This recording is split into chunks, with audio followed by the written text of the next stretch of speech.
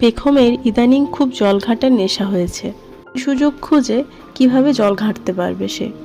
তাই যখন হঠাৎ করেই পেখমের পাপার মামাবাড়ি যাওয়া হলো, সেই সুযোগে পেখমকে বললাম, চল মাঠে গিয়ে জল ঘাটবি। কাদা জল, একটু তো মাটির কাছাকাছি যাওয়া যাবে, সাথে এটাও দেখাবো কিভাবে গ্রাম বাংলার চাষ আবাদ হয়। না হলে তো শুধু ওই বইয়েতে পড়েই শিখতে হবে।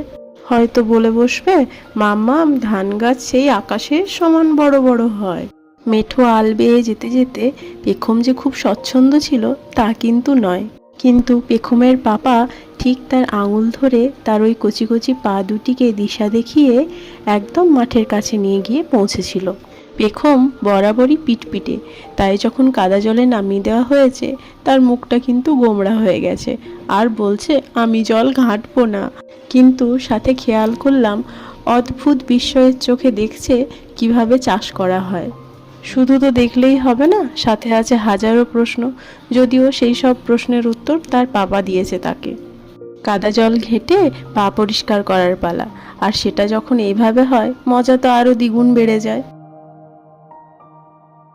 এই ছোট ছোট চারাগুলো একদিন বড় হবে, ধরিত্রীমা শস্য শ্যামলা হবে, আর সাথে আমরা পাবো অন্ন, আমাদের বেঁচে থাকার মূল রসদ। এই ছোট ছোট চারা গাছগুলো যেমন একদিন বড় হবে, পেখমও ঠিক আজ চারা গাছ, ও একদিন বড় হবে। আর পেখমের এই বেড়ে ওঠা যেন হয় মাটির কাছাকাছি, প্রকৃতি মায়ের কোলে। সময়ের সাথে সাথে পেখম নামক এই কুড়িটি প্রস্ফুটিত হোক সবুজের মধ্যে দিয়ে, এইটুকুই চাওয়া। অবশেষে চাষ করা দেখে পেখমকে একটু বর্ষার নদীর জল দেখতে নিয়ে যাওয়া হয়েছিল, যেটা কিনা ঘোলা। পেখমের আগে অনেক নদী দেখেছে, কিন্তু এরকম ঘোলা জল দেখেনি। বর্ষার জলে নদী এখন ভরা হয়ে আছে। পেখম আর তার পাপা এই নিয়ে অনেক বকবক করেছে, আমি আর সেসব তুলিনি। এইভাবে একটা সুন্দর সকাল কেটেছে। তোমাদের কেমন লাগলো জানিও কিন্তু।